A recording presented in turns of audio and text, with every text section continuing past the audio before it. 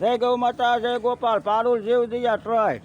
તો આજે આપણે 17 તારીખ અને મંગળવાર, બરાબર.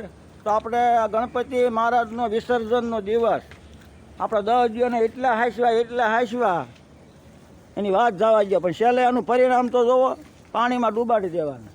હવે વિચાર કરો, આપણને આપણા પરિવારના છોકરાને કોઈ ડૂબાડી દીધો હોય તો કેસ કબાડાને કઈ કરવી ને વાહા ભાંગી નાખવી.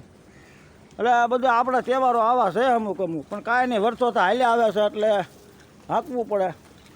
તો જોવો, અમે એક અઠવાડિયામાં 11 વાળા બીમાર ગાય માતા બધા અનાજ એને સેવા આપી છે પારુલ જીવદયા ટ્રસ્ટ. તો અમારે જે કોઈ સેવામાં જોડાવવું હોય એ હાવ ફ્રીમાં સેવા છે, બરાબર. રાતે જે નવરા હોય રાતનો અમારી પાસે વારો છે. સવારે વહેલું આવવું હોય ને વહેલું. જોવો, આમાં હજારો ગાય માતા છે અને આને મદદની બહુ જરૂર છે.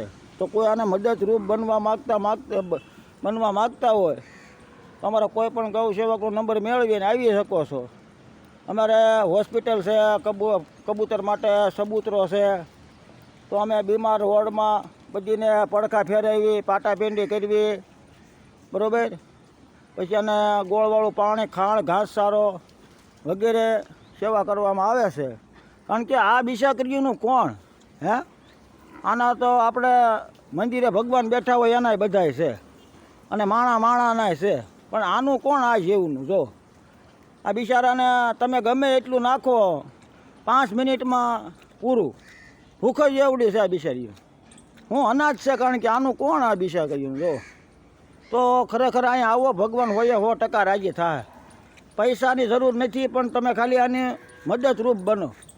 ભગવાન આવા સારા શરીર આપણને આપ્યા છે, તો આ શરીરનો આવા મૂંગા જીવ માટે ઉપયોગ કરો. તો ભગવાન તમારા શરીરને હોય 100% થોડુંક વધારે ટકાડશે. તો આવું છે બધું. જય ગૌ માતા, જય ગોપાલ, પારુલ જીવદયા ટ્રસ્ટ.